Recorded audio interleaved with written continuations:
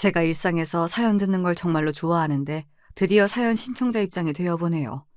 저는 과거에 황당하고 어이없는 경험을 한 사람입니다. 저는 남편하고 남들처럼 평범한 계기와 모습으로 만나서 연애를 했고 서로 결혼 생각이 들기 시작했을 때부터 자연스레 부부가 된 모습을 머릿속에 그리게 되었습니다.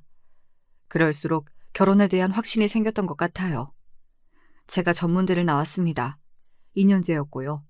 대학을 나온 후에는 전공과 하등 상관없는 일을 하면서 지냈습니다. 돈은 그럭저럭 벌었는데 안정성을 따진다면 그렇게 좋은 직장은 아니었지요. 제가 그때 어디를 다니고 있었는가 하면 인터넷으로 여러 가지 물건을 파는 사무실에 몸을 담고 있었거든요. 옷도 팔고 인테리어 소품도 팔고 그런 인터넷 사이트가 뭔지 아시죠? 그런 걸 운영하는 곳이었습니다. 그래도 제가 그곳에 초창기 때부터 함께해온 일원이었기 때문에 급여는 적게 받지는 않았어요. 남편은 어찌 보면 우리나라의 전문대라고 할 수 있는 그런 대학을 나왔습니다. 미국에서 학교를 나왔어요. 남편이 미국에서 만 8년을 살다가 온 사람입니다. 영어도 의사소통에 문제 하나 없이 잘해요. 남편이 또 집에서 막내예요. 남자만 셋인 집에서 막내입니다. 자기 형들보다 남편이 많이 누리고 살면서 자랐고요. 막내라도 많이 배우고 많이 세상을 봐야 한다는 일념 아래 가족들이 팍팍 밀어줘서 미국도 갔던 것입니다. 시댁은 방앗간을 오래 한 집안이었습니다.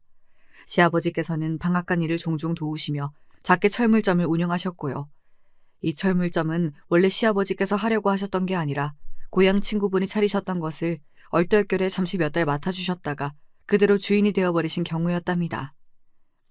그놈이 몸이 아파서 죽겠다고 하니까 나 말고는 가게를 봐줄 사람이 없다고 해서 내가 의리로 수락을 했던 것인데 그놈 자식이 제발 몸 낫게 해달라고 생긴 게 험하고 말투도 험하긴 해도 심성은 고운 놈이니까 제발 낫게 해달라고 내가 하늘의 기도를 너무 열심히 했었나 봐. 그때는 의료기술도 별로 좋지 않았는데 왜 기적같이 회복이 되고 지랄이람. 아니 글쎄 다 낫더니만 자기는 이제 철물점 따위나 하면서 어두컴컴한 공간 속에 하루 종일 갇혀서 살긴 싫다고 하는 거야. 다시 살아났으니 이제는 마음이 가는 대로 살고 싶다는 지랄을 떨면서 나한테 가게를 줘버렸던 거지. 나 원참. 이놈의 가게를 내가 기회를 파서 어디 팔아치워야지. 그러다가 한 해가 가고 두 해가 가고 그러다 보니 세월을 다 맞아버렸네. 시아버지께서는 아직도 눈뜨고 코베인 기분이라 황당하기만 하다고 그러셨습니다. 하지만 정말로 적성에 안 맞으셨다면 그 철물점을 진작에 포기하셨겠지요. 그리고 점점 그 동네 사람들의 신뢰를 얻게 되면서 단골 손님들을 만드시다 보니까 은근히 재미를 붙이셨던 거예요. 시아버지의 고향 친구분은 성격이 괄괄하고 말투가 좀 거친 분이셨는데 시아버지께서는 그렇지 않으셨거든요. 사근사근 친절하게 설명을 잘 해주셨습니다. 특히나 뭘 모르는 아주머니 손님들한테도 무시를 하지 않으시고 설명도 잘 해주신 데다가 바가지를 안 씌우셨어요. 그 당시만 해도 여자들은 이런 거 봐도 모른다고 하면서 무시하고 안 알려주는 분위기가 만연했던 시기니까요. 시아버지의 장사법은 그 동네에 소소하게 화제가 되었고 그러면서 계속 돈이 벌렸던 것입니다. 남는 시간에는 방앗간에 가서 잡일도 하셨고요. 방앗간은 시어머니께서 운영을 하셨는데요. 전적으로 혼자 하시는 건 아니었고 같이 하는 인력이 있었습니다. 누구인가 하면 시아버지의 누나 되시는 분이었습니다. 제 남편에게는 고모요. 그러니까 시어머니 입장에서는 시누이 되시는 분이시죠. 요즘 시대에도 자기 시누이하고 가게를 하라고 그러면 쌍수를 들고 환영할 여자가 몇이나 될까요? 하물며 옛날이었고 더 하물며 고된 방앗간 일이었습니다. 가게도 좁았어요. 별로 넓지도 않았는데 그런 공간에서 시누이와 함께 방앗간을 해야 한다니. 상상만 해도 등줄기가 짜릿해집니다. 너무 소름이 돋아서요. 이런 괴담 같은 현실을 살아내신 시어머니가 정말이지 존경스럽습니다. 시어머니께서 성격이 그렇게 까다롭지 않은 분이라서 가능했던 것 같네요. 그리고 시고모님도 시자 유세를 막 부리고 그러신 분은 아니었다고 해요. 나중에는 건강이 좀 안 좋아지시고 그러면서 귀농을 결심하게 되면서 방앗간은 시어머니 혼자 하시게 됐고요. 늙으셔서 이제 일이 힘들어진 판국에 혼자 하시려니 벅차셨으나 세월을 머금으신 만큼 노련해지기도 하셨으니까요. 도사이셨습니다. 아무것도 모르는 새댁들이 쭈뼛쭈뼛거리며 쑥이 담긴 봉지만 들고 와도 그냥 알아서 다 해주셨다네요. 시어머니의 솜씨는 다 믿고 신뢰한다고 그 주변의 사람들이 입을 모았다지요. 그리고 자연스레 그 방앗간이 동네 사랑방의 역할을 어느 정도 하게 되어서요. 참기름 한 병 사러 오셔서는 왼종일 방앗간에 앉아서 떠들고 가시는 그런 어르신들이 비일비재하였습니다. 철물점과 방앗간은 거리가 가까운 편이라서 시아버지께서 자전거를 타고 슬슬 움직이시면 금방 도착하시는 거리였어요. 그리고 시부모님께서 사들이신 건물은 다른 동네에 있었고요. 아무리 조심하고 입단속을 해도 소문이라는 건 나기 마련이니까 괜히 이쪽 동네에다가 건물을 살 필요는 없지. 괜히 그랬다가 사달이나 나지. 시어머니께서는 그리 보셨고 시아버지 또한 전적으로 동의를 하셨다고 합니다. 아무리 서로 좋게 잘 지내며 오래 봐온 여기 일대 주민들이라고 하여도 사촌이 땅을 사면 배가 아픈 게 사람 마음인 법이라고 보셨던 거예요. 두 분이 정말 현명하셨지요. 건물은 3층짜리 상가였고요. 위치가 나쁘지 않았고 장사들도 다 잘 되고 있어서 아주 괜찮았습니다. 당연히 시간이 갈수록 값이 올랐고요. 시아버지께서는 소탈한 모습으로 손님들을 맞이하시며 수리일을 다니셨고 자전거는 정겹게 바른 모습이었으나 그런 것과는 상관없이 돈을 참으로 잘 벌고 계셨습니다. 돈이 되니까 그 철물점에 정을 붙이시며 계속 하셨던 것이지요. 방앗간 또한 한자리에서 꾸준히 단골 장사를 해온 데다가 시어머니께서 워낙 알뜰살뜰하게 사시는 분이었거든요. 절대 돈을 낭비하시는 일이 없었어요. 웬만하면 사치를 안 하셨습니다. 다니시는 교회에서 오랫도록 집사님이셨다가 권사님이 되셨던 날, 그때 처음으로 기념 삼아서 명품 가방 하나 사셨다고 하네요. 여담으로 그때 백화점에서 깜짝 놀랐대요. 시부모님이 놀라신 게 아니라 백화점 직원이 놀란 것이었지요. 뭐 찾으시는 거라도 있을까요? 단출한 시어머니의 차림새, 그리고 아주 소탈함이 넘쳐 흐르는 시아버지의 모습까지 백화점 직원이 떨떠름한 눈빛으로 쳐다보았다고 합니다. 딱 봐도 뭣도 없는 양반들이 호기심에 백화점 나들이를 하러 온 모양이라고 판단을 했던 것이죠. 제가 여기서 손가방이나 하나 좀 보려고요. 가방에 로고가 이렇게 박힌 게 제 눈에 예쁘더라고요. 네, 그러시군요. 그런데 여기는 그냥 일반 브랜드 매장이 아니라 명품 매장이라서요. 가격대가 맞는 게 없으실 거예요. 저기 고객님? 제 이야기 듣고 계시나요? 그거 그렇게 멋대로 만지시면 안 돼요. 손으로 막 그러시면 안 돼요. 사실 것도 아니시잖아요? 시어머니께서 마음에 드는 가방을 손으로 건드리시자마자 직원이 난리를 쳤다고 합니다. 시아버지께서는 여기는 장사를 요란하게 한다고 하시면서 그저 껄껄 웃으셨고요. 시어머니 또한 기분이 나빠하시기보다는 그저 호호 웃으셨다네요. 만진다고 달아요? 누가 보면 가방이 신생아 갓난쟁이인 줄 알겠어요. 호호 웃으시면서 막상 만져보니까 재질이 마음에 안 드신다고 하신 다음 정면에 있는 다른 매장으로 향하셨습니다. 시아버지께서는 그곳 직원들에게 정중하게 목례를 남기시며 시어머니의 뒤를 따르셨고요. 정면에 있었던 다른 매장은 한 단계 더 급이 높은 명품 매장이었습니다. 그래서 시부모님을 상대했던 그 직원이 한숨을 내쉬면서 불신 가득한 눈빛이었다고 하네요. 하지만 잠시 후 더 급이 높은 그 명품 매장에서 시부모님이 구매를 하고 나오신 거예요. 게다가 거기 직원들이 시부모님 등에 대고 공손한 인사를 보냈고요. 그러자 시부모님에게 불신을 가지고 있던 직원이 깜짝 놀랐죠. 그 직원에게 다가간 시어머니께서 말씀하셨습니다. 아까 제가 본 거요. 만져보니까 재질이 별로였는데 그런 재질을 좋아할 것 같은 사람이 방금 떠올랐다는 말이죠. 그러셨어요? 그럼 다시 보시겠어요? 안내해 드릴게요. 여기 자리에 앉아 계시면 제가 직접 가져다 드리겠습니다. 어머, 그러실래요? 여기에 소파도 있었구나? 아이고, 좋아라. 그럼 아까 그거 하고 비슷한 거 2개 정도 같이 볼 테니까 가져다 주실래요? 네, 고객님. 잠시만 기다려주세요. 아까와는 상황이 완전히 달라져 있었다네요. 푹신한 소파 자리로 시부모님은 안내되었고 그러자 다른 직원이 어디선가 음료와 다과를 준비해서 가져오더래요. 시부모님을 불신으로 쳐다봤던 그 직원은 더없이 정중하고 공손한 자세로 가방들을 직접 가져와서 이런저런 설명을 해주었고요. 시어머니께서는 고개를 끄덕끄덕 하시면서 하나를 고르셨습니다. 암만 해도 우리 형님은 이걸 좋아하실 것 같네. 당신 생각도 그렇지요? 글쎄, 나는 모르지. 당신이 모르면 누가 알아요? 누님 본인이 아시겠지. 전화해봐. 그러면 당신이 지금 전화 좀 드려봐요. 나는 어색해서 안 돼. 아휴, 대체 평생을 왜 이런담? 그냥 사. 웬만하면 좋아하시겠지. 저기요. 지금 우리 집사람이 고른 그걸로 주시오. 여기 카드 가져가서 결제해요. 시아버지께서는 골치 아프다는 듯 직원에게 카드를 내미셨습니다.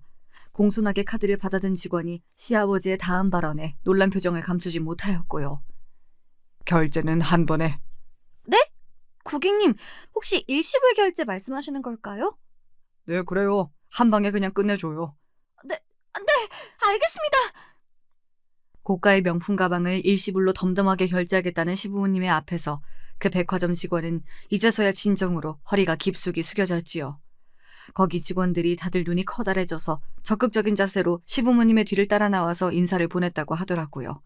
아주 재미있는 경험이었다고 시부모님께서는 웃으면서 회상을 하셨고요. 시부모님께서는 놀랍게도 그 시절에 중매 결혼이 아니라 연애 결혼을 하신 분이었습니다. 더 놀라운 건 여자 쪽에서 먼저 마음을 표현해서 만나게 된 관계였다는 겁니다. 저희 시어머니 정말 대범하신 분이었지요.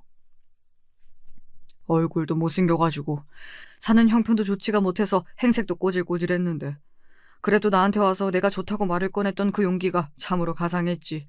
그 자신감이 대단했어. 옛날 그때를 떠올리실 때마다 시아버지께서는 입가에 웃음이 지어지는 모양이었습니다.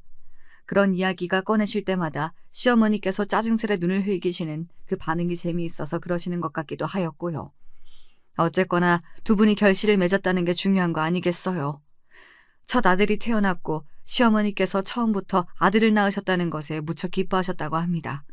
그리고 이윽고 두 번째로 아들이 태어났지요. 아들만 연속으로 낳다니 시어머니께서는 무척이나 뿌듯해하셨다고 합니다. 하지만 천천히 눈을 돌려서 보니까 당신의 시댁에는 고추밭이 풍년이었습니다. 시어머니의 시어머니, 즉 당시에는 살아계셨던 저희 시어머니 되시는 분께서 말씀하셨습니다. 다음번에는 꼭 딸을 낳아라. 객기를 부리며 싫다고 대답할 수도 없었습니다. 가만 보니까 당신의 친정에도 고추밭이 일구어지고 있었거든요. 시어머니께서는 근심에 잠기셨지요.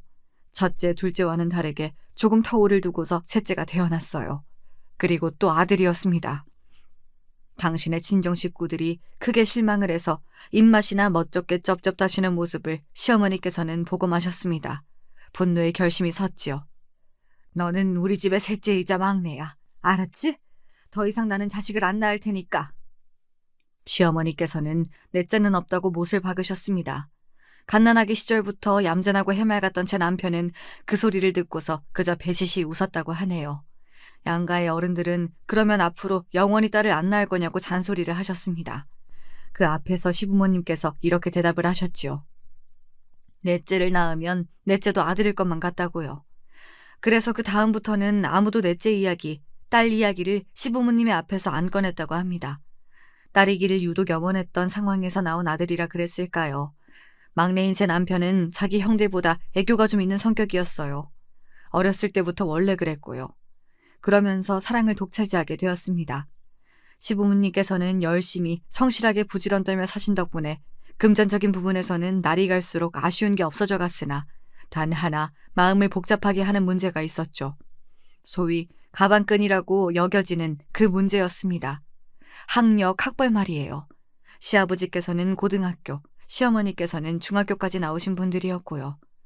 두 분은 옛날 분들이라서 그렇다고 치는데 자식들이 관건이었지요. 첫째인 제 큰아주버님이 학창시절을 보내실 때에는 시댁의 형편이 대단히 윤택하지 못했습니다.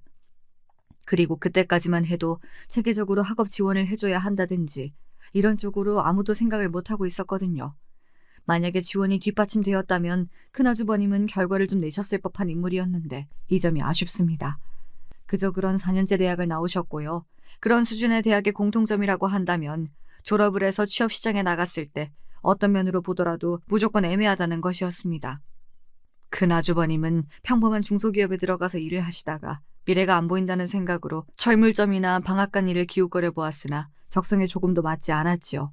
그래서 나중에 공인중개사 자격증을 따서 이쪽으로 일을 하게 되셨어요. 그래도 맞는 길을 찾아서 나아가신 부분이 정말 대단하고 멋있으시죠. 장남이 공인중개사가 되다 보니까 시부모님도 이제 부동산 쪽으로 어려워할 일이 없게 되었다면서 무척이나 좋아하셨습니다. 둘째가 작은 아주버님이신데 그저 그런 4년제 대학을 목표로 하셨다가 미끄러지셨습니다. 재수를 한 끝에 그저 그런 4년제 대학에 들어가셨어요. 누가 굳이 물어보지도 않지만 내가 그 대학을 재수해서 들어갔다는 건 아무튼 비밀이야. 그 정도 대학은 재수를 해서 들어가는 법이 거의 없었으니까요.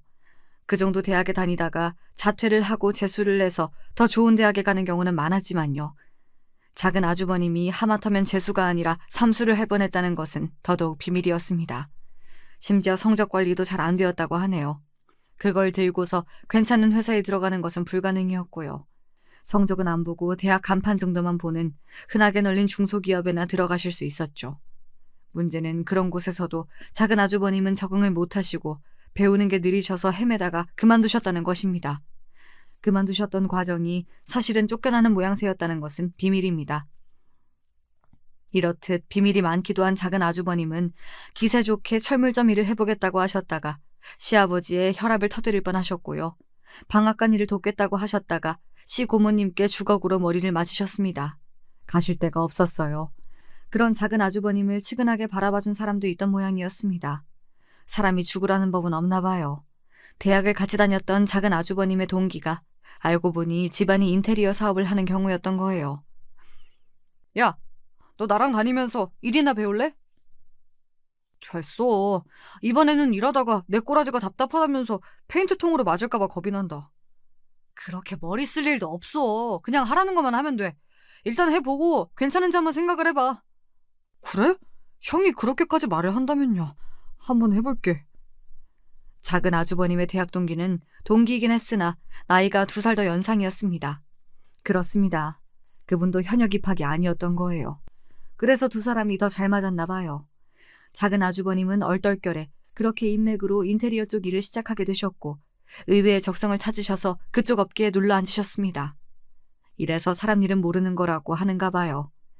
아주버님들 두 분이 이런 것만 봐도 왠지 결이 다르시지요. 성격이 모나지 않고 둥글둥글하다는 점은 아주 두 분이 비슷하시답니다. 시부모님께서 그러신 분들이라 아주버님들도 분쟁 싫어하고 머리 아픈 일은 슬그머니 외면하는 기질이 비슷하게 있는 것 같아요. 그런 두 분이 억센 배우자들을 동일하게 맞이했다는 점이 아주 재미있는 대목입니다. 시댁에서 아쉬워했던 점이 바로 가방끈의 길이잖아요. 사람이 재력을 얻고 나면 권력을 탐하게 된다는 말처럼 그랬던 것 같아요. 이왕이면 시부모님께서 당신의 자식들이 엘리트 소리 좀 듣고 산 여자들과 결혼하기를 원하셨습니다. 그래야 태어날 손주들의 공부머리가 좋지 않겠냐는 생각도 좀 하셨고요. 돈은 크게 개의치 않으니 집안 형편이 어찌됐든지 간에 공부를 아주 잘하는 며느리들을 데려오라고 두 분은 아주버님들을 향해 일찍이 당부를 해놓으셨습니다. 그리고 아주버님들은 두 분 다 서울대를 나온 여자들과 결혼을 하셨습니다. 학벌주의, 명문대의 최고봉이라고 할 수 있는 바로 그 서울대 말입니다. 제가 어쩌다가 서울대 출신들과 동서지간이 되었는지 이런 앞날이 펼쳐져 있을 줄은 상상도 못하는 채로 저는 유년 시절을 보낸 아이였네요. 저의 지난 이야기를 좀 해볼까요? 제가 기억하는 한 아주 어렸을 때부터 집안의 분위기는 좋지 못했어요. 친정아버지라는 인간은 아무런 도움이 안 되었습니다. 친정엄마의 얼굴은 자주 얼룩덜룩하게 물들어 있었어요. 파란색, 보라색. 엄마의 얼굴에 물들어 있는 멍자국들을 쳐다보며 저는 자랐습니다. 황당한 건 말이죠. 아버지가 먼저 만나자고 사정을 해서 두 분이 처음에 교제를 시작했던 사이라는 것입니다. 결혼도 아버지가 적극적으로 말씀을 먼저 꺼내신 거였고요. 어디서부터 잘못된 것이었는지 이제는 아예 모르겠다. 아무 생각도 안 들어.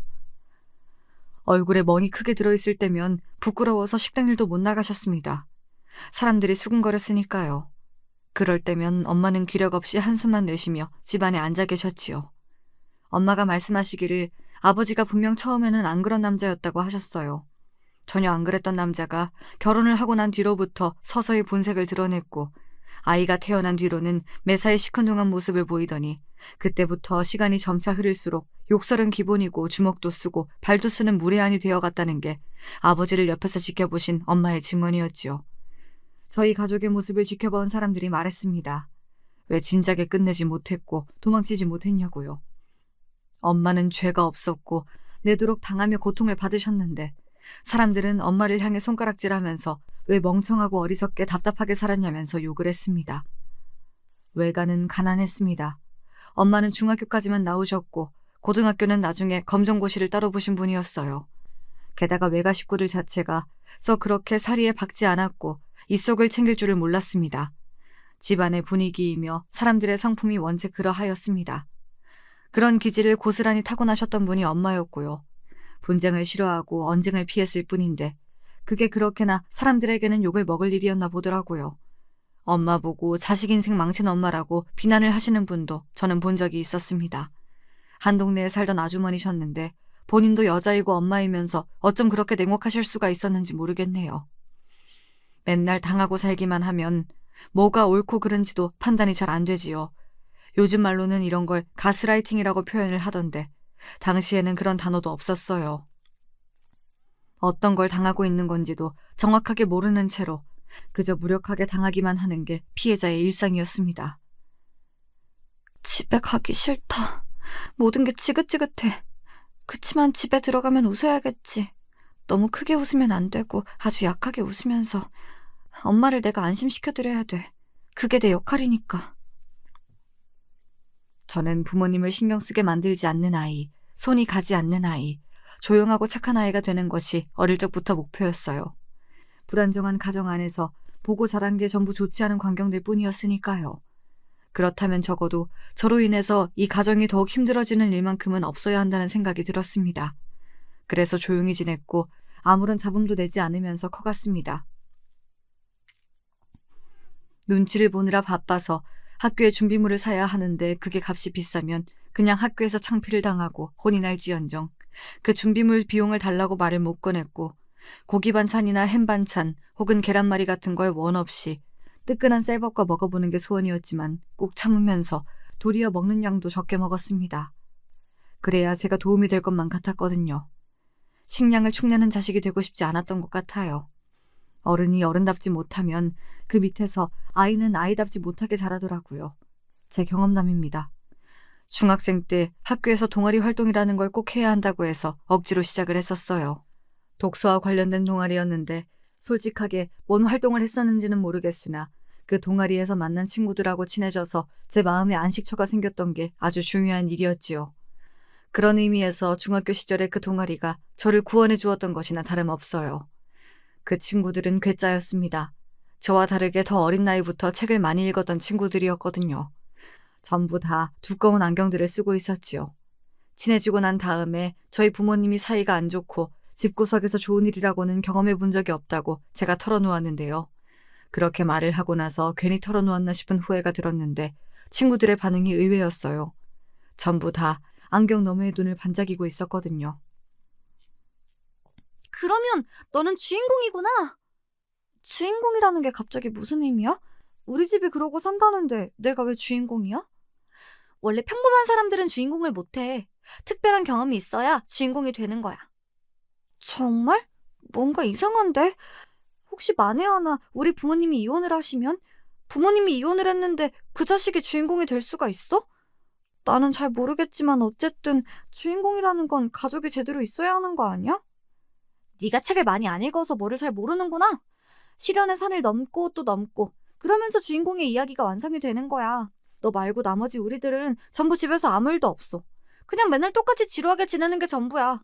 그러니까 여기 있는 사람들 중에서 주인공을 뽑는다면 그건 바로 너야. 너희들 정말 생각하는 게 특이하다. 태어나서 그런 이상한 소리는 처음 들어봐. 근데 기분이 나쁘지는 않네. 오히려 기분이 좋은 것 같아. 다들 고마워. 저의 불행한 가정사를 듣고 나서 특별하니까 주인공인 거라고 말을 해주다니. 이 친구들이 암만 해도 제정신이 아니었습니다. 그때부터 저는 그 친구들을 괴짜라고 여기게 된 것이었지요. 왜 그 친구들이 다른 애들하고는 못 어울리고 자기들끼리만 노는지도 그 이유를 자동으로 알 것만 같았습니다. 그런데 결과적으로 저에게는 그 친구들의 말이 크나큰 힘이 되었어요. 항상 눈치만 보고 주눅이 들어있던 제가 서서히 어깨를 펴고 목을 위로 들게 되는 그런 계기가 되어 주었거든요. 상황을 조금은 객관적으로 바라볼 줄 아는 시선을 가지게 되었는데 그만큼 정신이 성숙해진 것이었죠. 엄마가 마냥 불쌍하고 답답하게만 생각됐었으나 이제는 다른 생각도 들기 시작했고요. 아버지가 재활용조차 불가능한 아주 답이 없는 인간이라는 것도 냉정하게 판단할 수 있게 됐습니다. 그때부터였죠.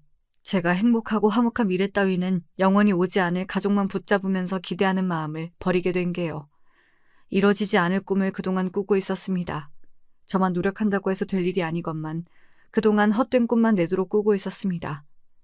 그걸 알게 되었어요.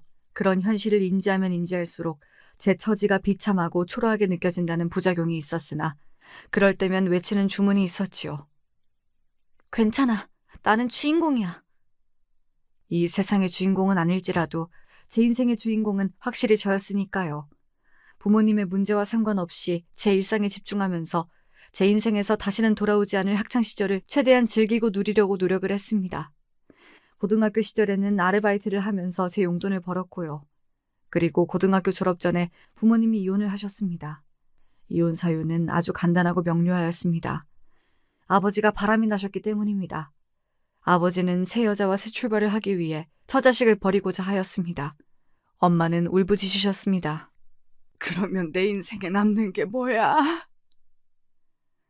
멍이 들 정도로 당신의 가슴을 세게 두드리며 한탄을 하셨고 저는 그런 엄마의 팔을 잡아드렸지요. 엄마, 그냥 이참에 아버지하고 끝내세요. 너는 모르는 소리 하지 마라. 내가 누구 좋으라고 이혼을 해줘. 누구 좋으라고. 엄마 좋으시라고요. 뭐? 내가 지금 억울하고 분해서 죽겠는데 이혼을 하는 게 어떻게 나 좋은 일이라는 거야. 그게 말이나 되니? 네, 지금 이혼 안 하시고 그렇게 악에 받쳐서 아버지를 붙잡으시잖아요? 그러면 모래를 쥐고 계시는 거나 다름 없어질 거예요. 모래는 결국 손가락 사이로 다 빠져나가겠죠. 엄마가 이혼을 안 해주셔도 아버지가 그 여자랑 같이 사는 걸 막으실 수가 없잖아요. 그럼 결국 엄마만 고통스러운 거죠. 엄마의 인생은 계속 아버지한테 잡혀있는 것이 되겠지요. 분하고 억울하고. 그렇다고 해서 인생을 바로잡을 기회를 놓치지 마세요. 이제라도 다르게 사셔야죠. 그냥 내려놓으세요. 다 내려놓고 엄마의 인생을 찾으세요. 엄마의 인생은 엄마가 주인공인 거예요. 너, 네가 언제 이렇게 다 커버렸니? 네가 그런 생각까지 할 수 있는 애였어? 제가 벌써 18살인데요.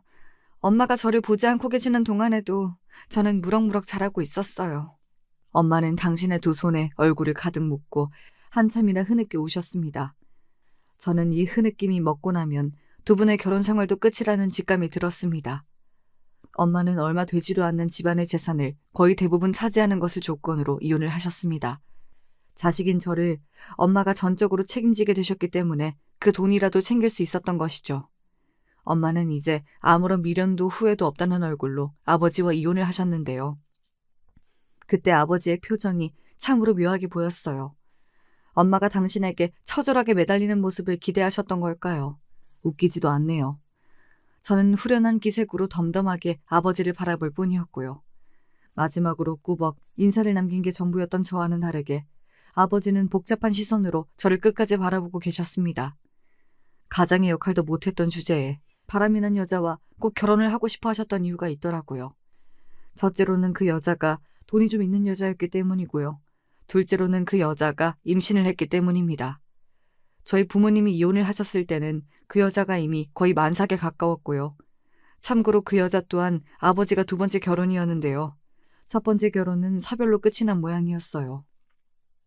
사별한 배우자와의 사이에서 아이가 하나 있었고요. 아들에게는 아버지가 꼭 필요하다는 논리를 들며 저희 아버지와 그 여자가 그렇게나 열렬히 붙어먹었던 모양입니다. 두 사람이 얼마나 추잡한 새 출발을 해서 살든 말든 저는 관심이 없었지요. 엄마 또한 부디 그러시기를 바라는 마음으로 살았습니다. 공부에 큰 흥미도 재능도 뜻도 없었던 저는 대학을 아예 안 갈까도 싶었으나 학비가 거의 들지 않는 데다가 취업에도 도움이 될 것 같은 전문대가 보여서 그곳에 진학을 했던 거예요. 중학교 동창인 괴짜 친구들하고는 성인이 된 후에도 연락을 꾸준히 주고받았는데요. 여전히 독특한 생각들을 하고 사는 그 친구들 덕분에 저는 항상 열린 눈과 귀로 살아가는 사람이 될 수 있었던 듯 싶어요. 인터넷 쇼핑몰을 본격적으로 운영하는 곳에 들어가서 물건의 종류와 상관없이 다 동일하게 들여와서 판매를 해야 한다는 아이디어도 내게 되었고요. 처음에는 빈약하게 짝이 없는 작은 사무실이었지요. 초반에 휘청휘청하면서 위기도 맞이하였고요. 그러나 저는 의리를 지키며 자리를 지켰습니다. 그렇게 지내던 중에 의리 없기로는 제 인생에서 최고봉인 인물이었던 아버지에게서 연락이 왔던 것입니다. 정확히는 엄마에게 연락이 온 걸 제가 전해 들은 것이었고요. 네? 아버지가 돈을 그렇게나 많이 버셨다고요? 사업? 주식? 뭔지 잘 모르겠지만 어쨌든 하는 것마다 전부 잘 되셨다는 것만은 알겠어요. 그런데 제가 궁금한 건 그렇게 버신 재산을 왜 저희한테 주신다는 거예요? 갑자기요? 그게 네 아버지가 벌을 받은 모양이야. 벌을 받았다면 그렇게 부자가 되지도 않으셨겠죠. 그게 아니라 지금 네 아버지 몸이 많이 안 좋다고 그러네. 아무래도 살 날이 그리 오래 남지 않은 모양이야. 아버지가 그러면 시한부라는 소리예요? 잠깐만요. 그렇다고 쳐도요. 그 바람 피워서 결혼한 여자가 있잖아요. 아버지 애를 임신했던 거 아니었어요? 그 애가 이제는 지금 학교를 다니고 있을 텐데요. 아, 그 여자가 원래 키우고 있던 자기 아들도 있을 테고요. 자기 애가 아니라더라. 네? 설마 그 여자가 아버지의 아이를 임신한 게 아니었다는 이야기예요? 엄마가 한숨을 크게 내쉬시는 앞에서 저는 말문이 막혀버린 상태였습니다. 아버지는 그 이후로 운수가 대통하셔서 돈길만 걸어오신 모양이었어요. 그런데 정말 기가 막힌 일이 있었던 것입니다. 아버지와 바람난 그 여자, 그러니까 상간녀 사이에서 태어난 아이가 아버지의 친자가 아니었던 거예요. 아이가 너무 얼굴이 외탕만한 것 같아서 아버지는 진작에 의심을 하고는 계셨다네요. 그러던 어느 날 아버지는 계속 몸이 안 좋아서 큰 병원에 가서 검사를 받으셨고 당신에게 남은 시간이 그리 얼마 되지 않는다는 걸 알게 되셨습니다. 청천벽력이었으나 주저앉아 계실 수만은 없어서 얼른 움직이셨는데 가장 먼저 하신 게 친자 검사였던 거예요. 아니나 다를까 그 아이는 상간녀하고만 피가 이어진 관계였고 아버지와는 피 한 방울 안 섞인 관계였습니다. 게다가 원래 상간녀가 자기 전남편 사이에서 낳아서 기르고 있던 아들은 커갈수록 통제 불가능한 사고뭉치가 되어 있었지요. 치료의 희망은 없고 살 때까지 살다가 가는 수밖에 없다는 걸 병원을 돌며 재차 확인받으신 아버지의 머릿속에 엄마와 제가 떠올랐습니다. 그리고 제가 정말 시도도 못한다는 말처럼 아버지와 생긴 게 진짜 판박이었거든요. 성격은 전혀 안 닮았는데 외모가 정말 자랄수록 아버지와 비슷해진 경우입니다. 특유의 인매나 끝이 뾰족한 턱은 그대로 복사를 해놓은 수준이었고요. 상황이 그렇게 흘러가자 아버지는 상간녀에 대한 괘씸함과 저와 엄마에 대한 죄책감, 그리고 친자식에게 재산을 남겨주고 싶다는 바람이 드셨습니다. 그래서 연락을 해오신 것이었어요. 이 엄청난 일을 어찌 마주하면 좋을지 한숨만 나오는 상황이었는데 남은 시간은 별로 없었고 가능한 한 빨리 재산의 정리가 이루어져야 하는 상황이었습니다. 아직 그 상간녀는 아버지가 시한부라는 걸 몰랐거든요. 그러나 들키는 건 시간 문제였고 재산 정리를 아버지는 빨리 하고 싶어 하셨어요. 무력하고 멍청했던 게 과거의 나였는데 이제는 지금만큼은 절대 그래선 안 되겠지. 우리 딸을 위해서라도 내가 정신 차리고 움직여야겠어. 엄마는 전에 없이 열의가 가득한 눈빛을 하셨습니다. 그리고 재산 문제에 있어서 아버지와 단 둘이 단판을 짓겠다고 하셨어요. 저는 엄마가 내리시는 결정을 존중하겠다고 하였고요. 결과적으로 아버지의 모든 재산이 친자식인 저한테 왔습니다. 아버지는 당신의 피를 이어받은 이 세상의 유일한 자식에게 모든 걸 주고 떠나셨지요. 그 상간녀 측은 얻을 수 있는 게 없었습니다. 아버지가 미리 다 손을 써놓고 정리를 다 하셨던 데다가 돌아가시기 단 며칠 전에야 시한부라는 사실을 상간녀 측이 알았거든요. 아버지나 상간녀나 똑같이 벌을 받게 된 모양새로 결론이 났습니다. 아버지가 떠나신 이후 엄마는 외가로 가셔서 외할머니와 둘이 지내셨고요. 저는 열심히 사회생활을 하다가 남편이라는 인연까지 만나게 됐던 거예요. 미국에서 지냈던 것 덕분인지 뭔지 남편은 마냥 해맑고 편견도 없고 긍정적이었습니다. 저의 어두웠던 유년 시절을 떠올리며 남편이 부럽기도 하였네요. 이혼 가정에다가 전문대 졸업, 안정성 측면에서는 탄탄하지 못한 직장까지. 저의 이러한 조건들만 보자면 남편에게 많이 못 미쳤다고 볼 수 있었죠. 하지만 남편은 그런 걸 전혀 따지지 않았고요. 그냥 제가 좋다고 했어요. 저도 그런 남편이 좋았고 저희끼리 꼭 붙들고 있는 모습을 보신 시부모님께서도 너그러이 고개를 끄덕여 주셨습니다. 서울대 나온 며느리를 이미 둘씩이나 봤는데 더 이상은 바랄 것도 없어. 뭘 따지겠나? 우리 막내가 좋다고 하면 그걸로 된 거지.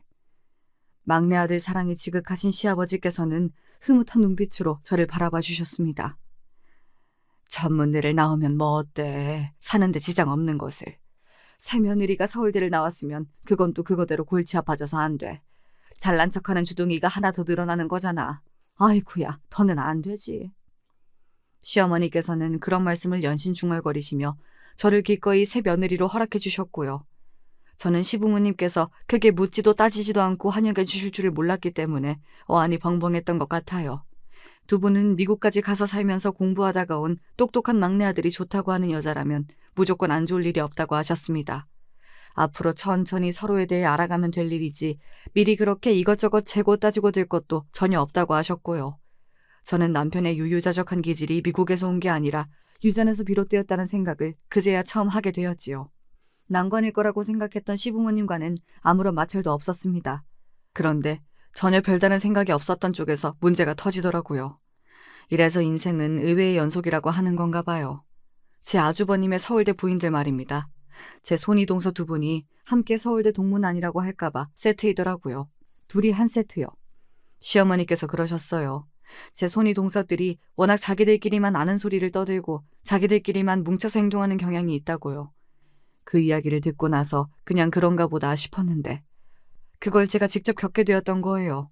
며느리들끼리 인사 나누고 친목을 나누라고 하면서 시부모님께서 카드 한 장을 내어주셨습니다. 맛있는 밥 한 끼를 같이 먹으라고요. 근사한 식당에 다녀오라는 말씀을 들으며 저는 신이 나서 눈을 빛냈습니다. 하지만 카드를 받아드는 큰 형님이나 그 옆에 작은 형님은 저하고 낯빛이 그때 좀 달랐어요. 날짜는 언제로 할까요? 두 분이 편하신 대로 제가 맞출게요. 제가 그렇게 먼저 온을 띄우자 형님들은 머쓱한 기색으로 고개만 끄덕이실 뿐이었어요.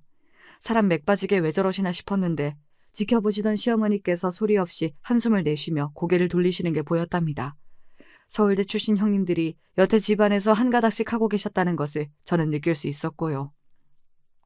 얼마 뒤 고급 소갈비 식당에서 만나는 것으로 일정이 잡혔습니다. 그곳은 시아버지께서 추천해 주신 장소이기도 했어요. 남편도 거기를 가봤는데 아주 맛있는 곳이라고 했어요. 듣기만 해도 침이 고이더라고요. 기대를 많이 하고서 그날 도착을 했지요. 안녕하세요 형님들, 저 왔어요. 명랑하게 인사를 드리면서 테이블로 다가갔는데 두 분이 똥 씹은 표정으로 저를 보시는 게 아니겠어요. 게다가 4인 테이블석이었는데 두 분이 마주보고 앉으신 상태였어요. 본능적으로 저는 이쪽도 저쪽도 옆으로 가서 앉기가 상당히 민망할 것 같다는 예감이 들었습니다. 게다가 이제 보니까 테이블에 이미 음식이 나와 있었고 두 분이 이제 막 드시기 시작한 그런 때였더라고요. 제가 시간 맞춰 잘 온 줄 알았는데 그래도 제가 좀 늦었나 보네요. 저기 그런데 제가 어느 쪽에 가서 앉으면 좋을까요? 혹시 두 분이 나란히 앉으신다면 그렇게 해도 좋고요. 제가 옆에 앉으면 불편해하실까봐 두 분이 혹시 나란히 옆으로 앉으실 거냐는 질문까지 드렸습니다. 제 딴에는 온 사력을 다한 것이었죠. 바로 그때 메인 메뉴인 소갈비가 가득 담긴 접시가 도착을 했습니다. 두 분은 제가 도착한 순간부터 지금까지 저에게 일절 대꾸도 안 하신 채였고요. 작은 형님이 불판 위로 소갈비를 올려주시더군요. 그래서 제가 작은 형님 옆으로 가서 슬쩍 앉았습니다.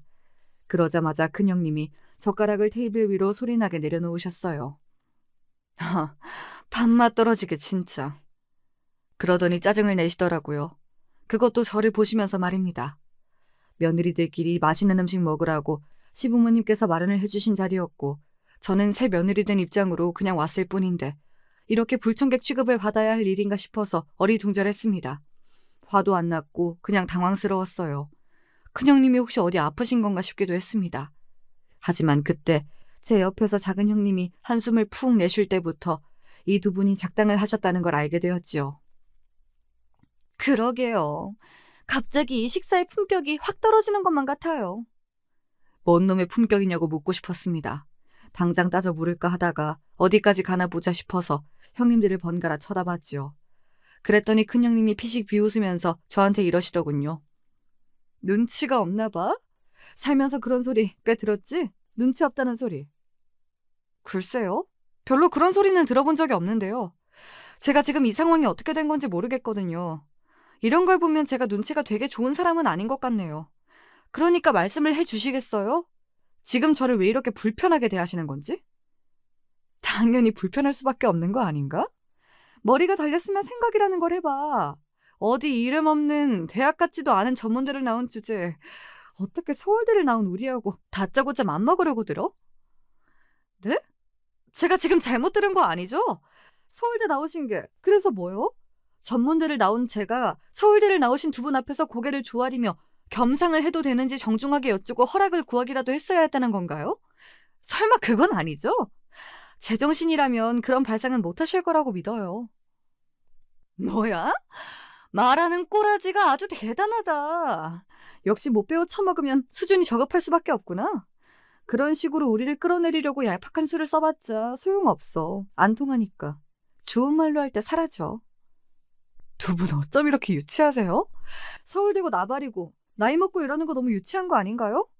아버님, 어머님한테 다 말씀을 드려야겠네요. 두 분이 이런 분들인 줄 몰랐습니다. 제가 단호하게 말씀을 드리자 두 분이 동시에 저를 비웃으셨어요. 집안에서 사랑받으며 커온 막내 아들의 옆자리를 꿰찬 것 하나로 너무 기세등등한 것 아니냐며. 그래봤자 저라는 인물 자체는 아무 보잘것 없으니 서울대 출신인 본인들하고는 게임이 안 된다고 하셨습니다. 작은 형님은 저보고 이만 꺼지라는 듯 팔로 저를 슬쩍 밀어내기까지 하셨어요. 그래서 제가 친절하게 밀려나 드렸고요. 미련 없이 그곳을 나와서 시댁으로 향했습니다. 그리고 몇 시간 뒤 시댁으로 오라는 호출을 받고 형님들이 삐딱한 자세로 입장을 하셨죠. 근데 시부모님, 아주버님들, 제 남편까지 다 모여있는 것에 흠칫하셨습니다. 편파적이고 편향적인 수준 낮은 고자질 하나로 지금 이런 자리가 만들어졌다는 게 믿어지지가 않네요. 큰형님이 근엄하게 외치셨고 작은 형님도 따라서 입을 열려던 그 순간이었습니다. 작은 아주버님이 다급하게 자기 부인의 팔을 잡아 끈 것이죠. 그리고 얼른 귀에 속닥거리셨어요.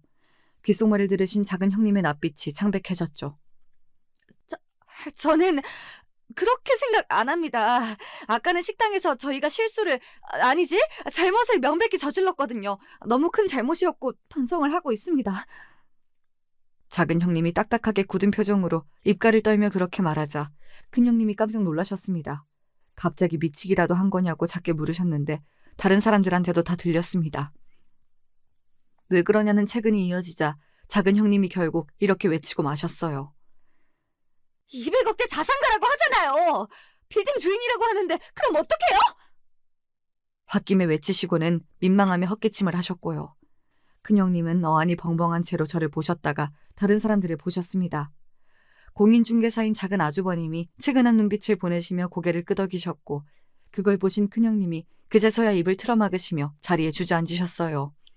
간신히 버티고 계셨던 것인지 다리에 힘이 풀린 작은 형님도 따라서 주저앉으셨고요. 저기, 동서? 우리 동서한테 아까는 내가 좀 심했지? 내가 요새 일이 좀 안 풀려서 스트레스가 심해서 그랬나 봐. 정말 미안해요. 이젠 안 그럴게요. 우리 앞으로 잘 지내봐요. 갑자기 웬 존댓말까지 하시더군요. 그 잘난 서울대 출신께서 이렇게 금방 무너지셔도 되는가 싶었으나 식은땀까지 금세 흘리시는 모습에 괜히 모난 마음은 더 갖지 말아야겠다 싶더군요. 형님들은 공부를 무척 잘하셨으나 공통적으로 친정에 돈은 썩 그렇게 없었거든요. 개천용 비슷한 경우였지요. 저는 돌아가신 아버지에게서 재산을 싹 물려받았고 그걸 현명하게 관리해오고 있었습니다. 시댁에 공개된 저의 재산 수준 앞에서 형님들은 완전히 넋이 빠질 수밖에 없었죠. 아주버님들도 많이 놀라신 상태였고 남편만 싱글벙글이었습니다. 시부모님께서는 역시 우리 막내가 최고라면서 엄지를 들고 계셨고요. 그래서 어쩌다 보니 사랑받고 커온 막내 아들에 이어서 사랑받는 막내 며느리까지 저희 부부가 세트가 되어버렸네요. 형님들이요? 그 이후로 찍소리도 안 하셨답니다. 서울대의 시옷자도 그 이후로 제가 들어본 적이 없는 것 같네요. 어쨌든 남편하고 화목한 가정을 이루어서 잘 살고 있으니 제가 주인공인 저의 인생 여기까지 잘 흘러온 듯 싶습니다.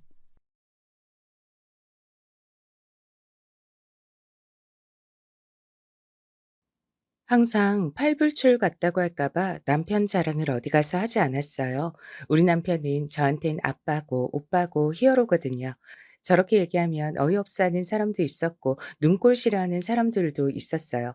그래서 그 후로는 속으로만 몰래 자랑스러워 했었는데 오늘은 사연 채널에 우리 남편 자랑을 좀 해보려고 해요. 남편은 화학공학과 교수예요. 대기업과 연계되어 있는 사업도 워낙 많고 나라에서 주관하는 프로젝트도 참여하고요. 일이 워낙 많다 보니까 같이 업무를 하는 조교도 여럿이고 행정 업무, 기본 사무만 봐주는 직원들도 있어요. 보통은 대학 본관에 소속되어 있는 사람들이 많은데 저는 예외로 프로젝트 사업할 때 들어온 사무 직원이었어요. 워낙 처리해야 하는 서류도 많고 이리저리 전화 받고 서류 발송하고 팩스 보내야 하는 일들이 너무 많은 바람에 고졸인 제가 일을 하게 됐어요. 정말 운이 좋았죠. 사실 고졸이라고 아무나 들어올 수 있는 건 아니었지만 제가 컴퓨터 자격증이 많아서 업무에 많이 능숙하고 전산 회계를 할 줄 알았기 때문에 일을 하게 됐어요. 남편은 경상도 사람이고 완전 친드레 스타일이에요. 좀 많이 무뚝뚝하거든요. 근데 참 믿음직하고 거짓말도 안 해요. 그래서 믿을 수 있는 사람이라 결혼했답니다. 그렇다고 센스 없고 무심하진 않아요. 그래서 제가 참 좋아하는 것 같아요. 남편은 자수성가해서 참 부지런해요.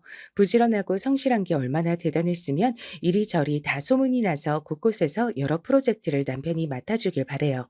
특히 남편은 어떤 일이라도 남한테 미루는 걸 제일 싫어해요. 항상 매의 눈으로 모든 사람들을 예의주시하고 잘 살펴보는 사람이에요. 전 제가 좋아하는 거에 관심이 있고 사실 주변은 크게 살피지 않으려고 하는 편이거든요. 그래서 남편이 절 주시하고 있는 것도 사실은 잘 몰랐어요. 남편을 처음 만났을 때 남편은 33살이었어요. 나이도 젊은 데다 능력 있는 교수였던 남편은 제가 다른 사람들이랑 행동하는 게 다르단 걸 남편은 알고 관심을 가지고 있었나 봐요. 전 식물을 많이 좋아하거든요. 식집사라서 어릴 때부터 화분에 허브들을 키우고 죽은 식물들한테 정성을 들여서 키워내는 걸 좋아했어요. 사무실 안에 화분들이 시들시들하길래 햇빛도 볼 수 있게 집에 남는 식물 등 가져와서 좀 켜주고 식물 비료도 좀 줬더니 금방 또 잘 자라더라고요. 그리고 먼지 제거하는 걸 좋아해서 잘 닦고 다녔어요. 이건 유튜브에서 배운 꿀팁인데 물에 린스를 섞어서 분무기로 뿌리고 닦으면 먼지가 잘 앉지 않는다고 하더라고요. 그래서 자주 닦고 다녔더니 한결 사무실이 쾌적해졌어요. 그리고 색깔별이나 가나다 순으로 정리하는 걸 좀 좋아하거든요. 남들 모르게 조금씩 조금씩 해놨더니 비품 찾는 것도 빨라지고 서류 찾는 것도 너무 편해졌어요. 컴퓨터에 저장되어 있는 서류들도 마찬가지고요. 계속 종류별로 분류를 해놔요. 그리고 업무 처리가 편하게 매뉴얼을 만들어서 계속 업그레이드를 시켰어요. 여기 일에 맞춰서 보고서나 문서 서식들도 다 만들어뒀고요. 새로운 사람이 오면 모든 업무가 체계화되어 있어서 많이 놀라더라고요. 처음 와서 일하는 사람도 한 번에 다 알 수 있도록 정리된 업무 안내서를 주거든요.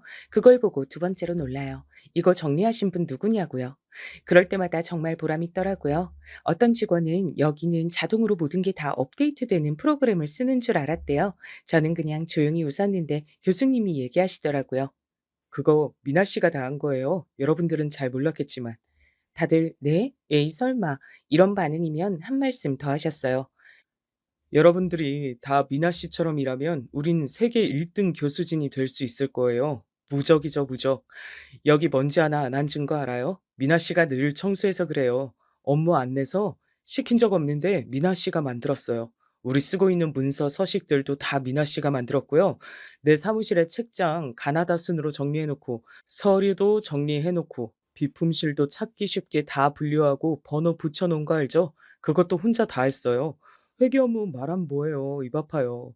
내 회계사 친구가 회계 프로그램 뭐 쓰는 거냐고 물어보더라고요. 어떻게 매번 이렇게 정리해서 주냐고 하더라고요. 이런 직원이 있다니까 자기 사무실로 스카우트하고 싶다고 하더라고요. 여러분은 아무도 몰랐죠. 여기 미나 씨가 다 돌리고 있어요. 내가 아니라.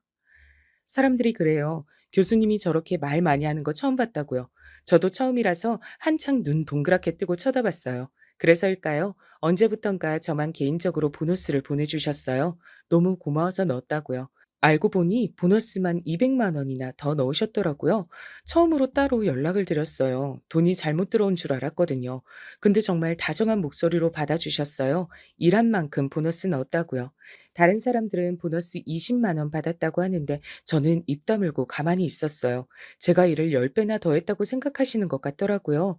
누군가가 나에 대해서 알아주는 게 이렇게 행복한 일인지 처음 알았어요. 사실 부모님은 저에게 항상 실망스럽다느니, 왜 이렇게밖에 못했니, 왜 1등이 아니니, 이런 말들만 하셨거든요. 그래서 너무 힘들어서 인연 끊고 산지 오래됐어요. 절 깎아먹으면서까지 부모님들과 참고 살긴 싫더라고요. 그래서 일찍 취업하고 돈 벌었어요. 제 힘으로 벌어서 방통대도 나왔어요. 하지만 여기선 그냥 고졸이라고 알고 있고 저도 더 얘기하지 않았어요. 여기서 일하다 보니까 공부하는데 대학교에선 어떤 걸 공부하는지 궁금해서 다니기 시작했어요. 학교 다닐 때만 해도 공부도 잘해서 좋은 대학 갈 거라고 생각했어요. 저도 그렇고 주변 사람들도 다 그렇게 생각했죠. 그런데 고3 때 제 인생이 너무 큰 사건이 있었어요. 아직도 그때를 생각하면 후회밖에 되질 않아요. 그래서 그 이후로 여러 강박들이 생긴 것 같아요. 항상 주변을 살피고 다니는 게 습관이 돼버렸어요. 수민이라는 제 친구. 아직도 보고 싶어요. 수민이랑 저는 같은 유치원, 같은 초등학교, 같은 중고등학교까지 껌딱지처럼 붙어 다닌 소꿉친구였어요. 수민이는 늘 성격도 다정하고 얼굴도 이뻐서 인기도 많았죠. 고3 때 다른 반이었던 게 너무 아쉬울 정도였습니다. 저희 집에선 제가 의대에 가길 바랬기 때문에 절 항상 쪼아댔어요. 항상 부정적인 말들만 하셨어요. 전 학원이랑 과외에 시간을 뺏겨서 수민이랑 자주 볼 순 없었지만 카톡도 자주 하고 웃긴 게 있으면 같이 공유도 하고 그랬어요. 근데 언제부턴가 수민이가 연락도 뜸하고 바쁜지 전화도 잘 안 받더라고요. 조금 섭섭했지만 고3이라 그런가 보다 하고 저도 공부에 더 매진해야지 했어요. 하루는 수민이가 미나야 나 힘들어 하고 카톡이 왔더라고요. 다시 전화를 하니까 받진 않았어요. 그 다음날 학교에서 만나면 얼굴 보고 얘기나 좀 해야겠다 싶었어요. 오래간만에 본 수민이는 예전 모습이 아니더라고요. 갑자기 얼굴이 반쪽이 됐다고 할 정도로 바짝 말라 있었어요. 그렇게 친했다고 하면서 왜 오랜만에 보냐고 하겠지만 반도 다른 데다 학원에 과외에 눈코 뜰 새 없고 잠깐이라도 쉬는 시간이 되면 부족한 수면을 보충하느라 매점도 잘 못 가고 다른 반에 갈 힘도 기력도 없더라고요. 바쁘게 지내다 보니 마주쳐도 아주 잠깐씩이었던 거죠. 수민이는 미대에 진학하고 싶어 했어요. 학원 선생님이 잘 가르쳐 주셔서 갈 수 있을 것 같다고 너무 좋다고 했었거든요. 장학금 받을 수 있도록 최선을 다해서 가르쳐 주시는데 실력이 많이 늘었다고 칭찬받았다고 웃던 얼굴이 지금도 기억나요. 집안이 그렇게 넉넉하진 않아서 항상 미대 진학을 걱정했었는데 학원의 선생님이 적극 추천해 주시면서 따로 과외도 해 주시겠다고 그렇게 웃으면서 말했었는데 그런데 너무 충격적이게도 그 학원 선생님이 따로 집에서 과외를 해 주시겠다고 하고 수민이한테 약을 먹이고 몹쓸 짓을 했더라고요. 어떻게 선생이란 사람이 그것도 자기 지위를 이용해서 절박한 사람을 저렇게까지 짓밟을 수 있을까요? 그것도 어른도 아니고 아직 학생인 수민이한테 다른 사람들한테 말도 못하게 영상까지 찍어서 협박까지 했다는 사실에 전 정말 오열했어요. 오로지 좋아하는 그림을 그리고 싶어 했던 아이였는데 저한테 너무 힘들다고 카톡을 보냈던 날이 아마 그 선생님한테 당한 날이었던 것 같아요. 제가 어떻게 그 일을 알게 됐냐면 너무 힘들었던 수민이가 저한테 마지막으로 카톡을 보내고 아파트 옥상에서 뛰어내렸기 때문이에요. 자기한테 이런저런 일이 있었다. 너무 무섭고 겁이 났다. 넌 살면서 이런 일 당하지 않고 아름답고 예쁘게 잘 지냈으면 좋겠다. 너랑 놀면서 같이 그림 그리고 수다 떨던 때로 돌아갈 수만 있으면 정말 좋겠다. 너무 보고 싶다, 미나야. 이런 내용이었어요. 저한테도 말도 못하고 괴로워했을 수민이가 너무 보고 싶고 안타까웠어요. 제가 수민이 장례식장에 간다고 하니까 못 가게 말리시는 부모님 앞에서 전 살면서 처음으로 반항이란 걸 하게 됐어요. 거의 눈이 뒤집어졌죠. 가겠다, 가지 마라. 몇 시간을 싸워서 다른 집에서 항의도 들어왔었어요. 결국은 저를 가게 해주셨는데 장례식장에서 몇 시간 동안 빈소에서 울기만 했어요. 수민이 부모님한테 카톡도 보여드렸고요. 두 분이랑 한참을 같이 울었어요.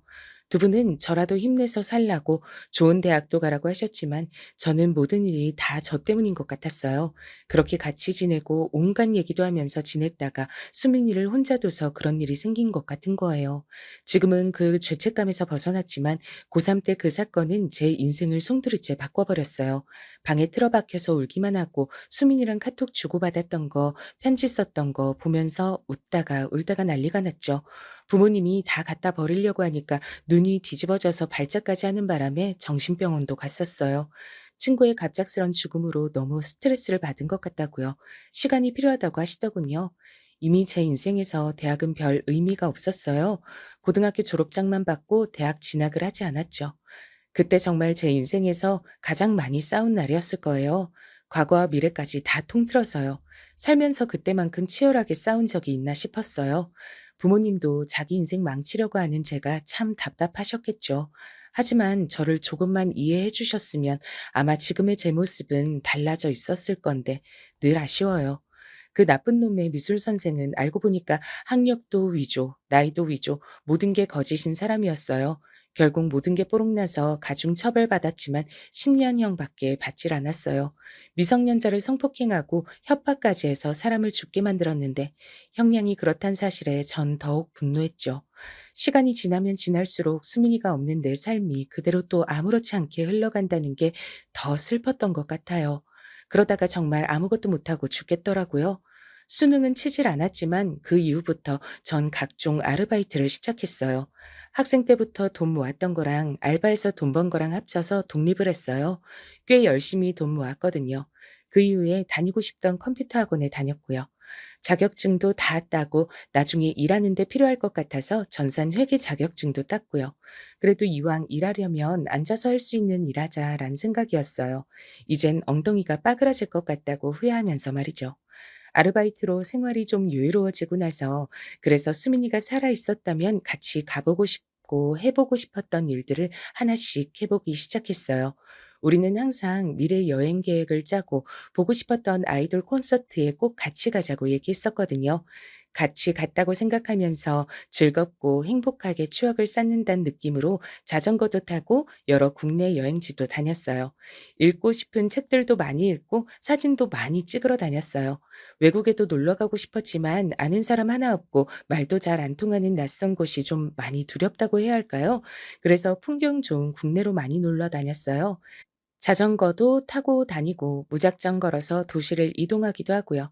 그렇게 미친 듯이 공부해서 자격증도 따고 돈도 벌고 걸어 다니기도 해서 조금씩 죄책감을 지워갔어요. 그리고 좀 안정적인 일자리를 찾은 게 지금 정윤호 교수님 사무실이었어요. 내가 주변을 살피지 않으면 수민이처럼 또 누군가를 잃게 되는 상황이 일어날까 봐 항상 교수님 주변이 쾌적하게 일하는데 불쾌감을 가지지 않게 공간도 업무도 계속 정리하고 분류했던 것 같아요. 함께 일하는 사람들이 행복하고 편했으면 하는 마음이 제일 컸던 것 같아요. 교수님이 어떻게 정리했을 때 가장 찾기 쉬워할까 고민도 했고요. 교수님은 젊은 나이라서 그런지 지치지 않고 정말 많은 일들을 열심히 하시더라고요. 그런데 한 번씩 밑에서 일하는 사람들이 서로 다른 일에 서류를 섞어버리거나 보내야 하는 서류를 B 회사나 아예 다른 데 보내버리거나 해서 일하시다가 흐름이 끊기는 경우가 많았어요. 일 분배 자체가 잘못된 것 같더라고요. 맡은 일과 잘하는 일이 달라서 일어나는 문제들이 많아서 조용히 보고서 하나를 작성해서 교수님 메일로 보냈어요. 어떻게 보면 정말 조심스러운 일이었지만 제가 느끼고 지켜본 바를 솔직하게 적었어요. 사실 잘릴 수도 있다고 생각하고 제가 경거망동하는 것처럼 느끼실 거라고 생각하기도 했어요. 근데 이 엄청난 오지랖이 가만히 있질 않더라고요. 직원들의 업무 숙련도, 능숙도, 일 처리 스타일, 좋아하고 흥미있어하는 분야까지 다 조사해서 올렸거든요. 그래서 업무에 차질이 일어나는 직접적인 원인과 그 해결책을 제시했어요. 그리고 이러저러한 프로세스로 운영되고 있는데 그러면 운영은 되어지는 것처럼 보이지만 업무의 정확성이 떨어져서 다시 두세 번 수정해야 하는 번거로움이 생기게 된다고도 얘기하고요. 그래서 플랜 A와 플랜 B를 제시했어요. 평소에는 A로, 어떤 직원이 빠지게 되거나 문제가 생길 시 B로 운영하실 때 가장 효율적으로 교수팀이 운영될 거라고 말이죠. 교수님은 생각이나 하셨을까요? 말단 직원에게 이렇게 팀을 돌려보라고 말을 듣게 될 줄요. 보고서를 다 적고 보내기 버튼을 누를까 말까 100번은 고민한 것 같아요. 사실은 더 한 것 같기도 하네요. 그렇게 소심한 성격이 아니었는데 교수님이라면 내 진심을 알아주시지 않을까 싶어서 결국은 보냈어요. 메일로 답신이 왔는데 정말 고맙다는 대답이었고 이렇게 많은 관심을 가져줘서 고맙다고 해주셨어요. 정말 기분이 좋더라고요. 직접 실행하실지 몰랐는데 교수님은 제가 말씀드린 대로 프로세스를 완전히 바꾸셨어요. 직원들은 이게 무슨 일이지 했지만 그렇게 일하는 과정을 바꾸고 나서 효율이 한 5배는 올라가니까 교수님이 정말 대단하다고 다 칭찬을 하시더라고요. 어떻게 공부만 잘하시는 게 아니라 이렇게 일머리까지 좋으신 거냐고 말이죠. 저는 속으로 정말 정말 으쓱했지만 아무 말 하지 않았어요. 처음엔 맡은 업무를 좀 어색해했지만 바로 자기가 제일 잘하는 분야다 보니까 업무 시간이 현저히 줄어들더라고요. 일을 여러 번 다시 하는 일도 없어지고 오발송되는 문서들이 없어지니까 거래처에서도 정말 좋아하고요. 다들 일 잘하는 분들로 바뀐 줄 알았다고 하시더라고요. 일하는 시간이 실질적으로 줄어드니까 퇴근도 빨라지고 야근하는 일이 없어지니까 다들 몸 컨디션도 좋아지더라고요. 이런 경험을 하고 나니까 교수님을 계속 관찰하게 되더라고요. 교수님이 사실 여기서 가장 바쁜 사람이니까 어떻게 하면 일을 좀 편하게 하실지, 건강은 어떻게 지키실지 절대 눈은 마주치지 않고 조용히 교수님 주변에서 얼쩡거리면서 다 살펴보기 시작했죠. 교수님도 관찰력이 좋다 보니까 처음엔 제가 너무 이해가 가질 않았대요.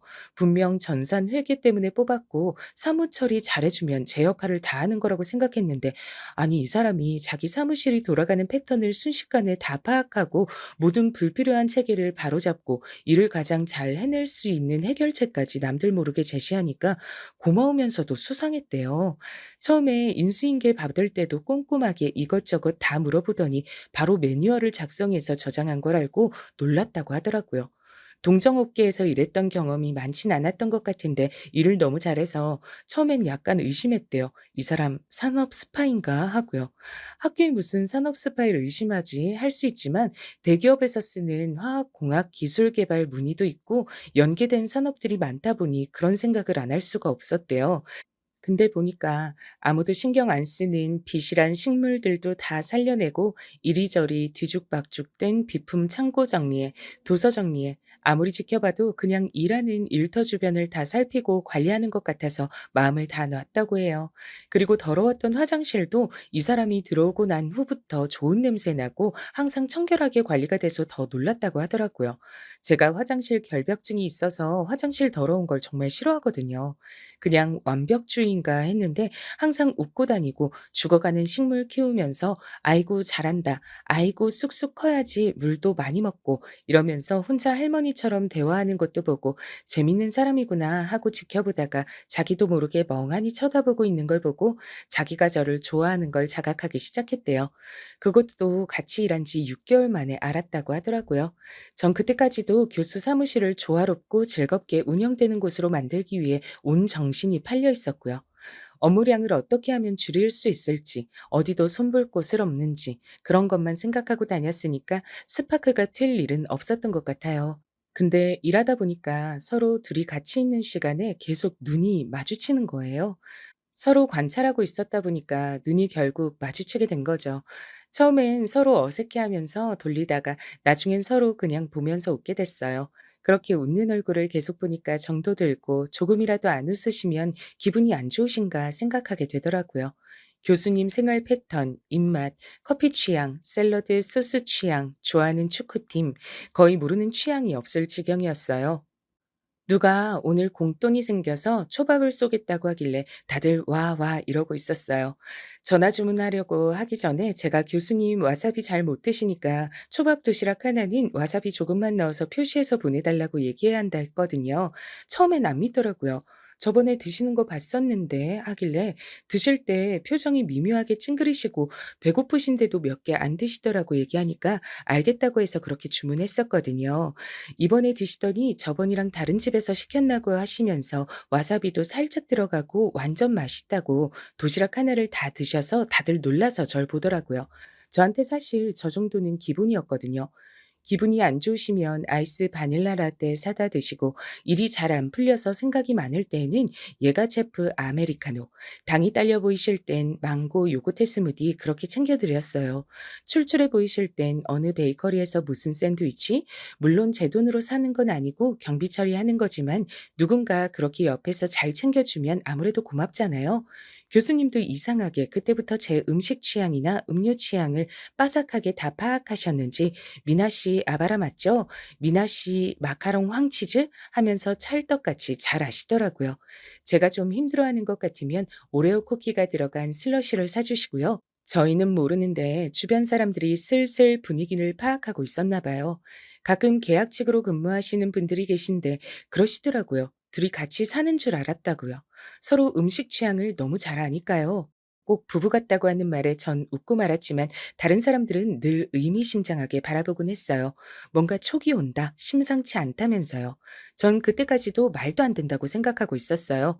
교수님이랑 말단 직원 사이인 하늘과 땅 차이 같았거든요. 그러다가 생각지도 못한 변수가 터지고 말았어요. 코로나가 터져서 직원들, 조교들도 다 확진이 되고 저랑 교수님만 괜찮았던 거예요. 사실 전 뭐 사람 만날 일도 없고 일 마치면 혼자 원룸 가서 혼자 여갈 보내는데 익숙해서 괜찮았는데 다른 사람들은 그게 아니었으니까요. 근데 참 재밌는 게 둘만 있는 게 되게 어색할 줄 알았거든요. 근데 편하더라고요. 일상적인 얘기, 옛날 얘기도 하고 같이 업무 정리도 하고요. 제가 안 해본 일도 곧장 잘 해내니까 많이 신기하셨나 봐요. 업무에 대해서 또 이해를 한다는 게 신기하셔서 그러지 말고 학교를 다시 다녀보는 게 어떻겠냐 하시더라고요. 그래서 사실 방통대 재학 중이라고 얘기했어요.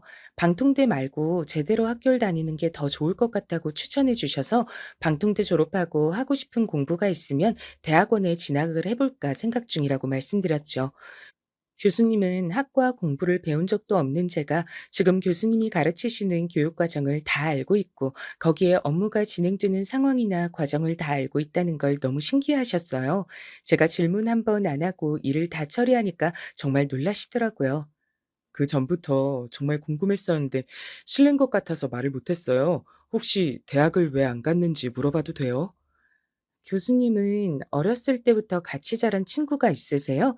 항상 모든 순간 함께하고 단짝처럼 붙어 다니던 친구가 학원 미술 선생에게 안 좋은 일을 당해서 자살을 했는데 제가 그때 공부한다고 전혀 도와주질 못해서 너무 미안했어요.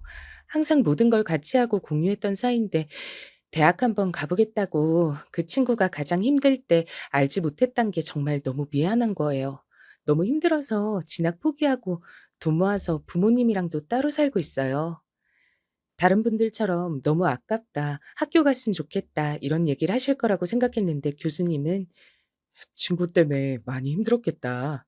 그래도 나쁜 생각하지 않고 잘 해오고 있었네요. 대견하다." 이렇게 얘기하시더라고요.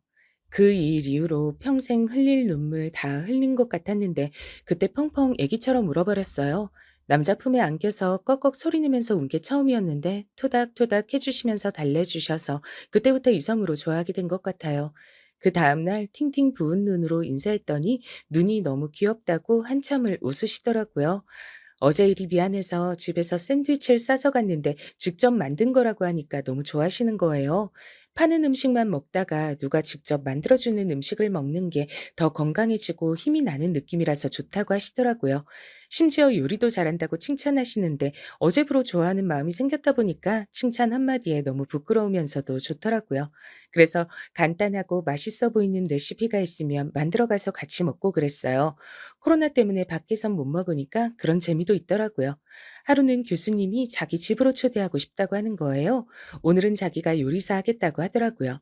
점점 교수님을 좋아하는 마음이 깊어지던 때라 흔쾌히 승낙을 했어요. 교수님이 나쁜 짓 할 사람도 아니란 것도 확신했고요. 근데 정말 생각보다 요리를 너무 잘하는 거예요. 혼자 산지 오래돼서 웬만한 음식은 다 할 줄 아신다고 하더라고요. 남자를 제대로 사귀어 본 적도 없다 보니까 이런 상황이 낯설고 어색했지만 대화도 잘 통하는 데다 편안하고 재밌어서 낯설었어요. 일하는 곳에서의 흐트러짐 없는 모습만 보다가 이런 편안한 모습이 정겹고 좋았어요. 요리하다가 소매에 묻은 양념이나 정답게 불러주는 목소리까지.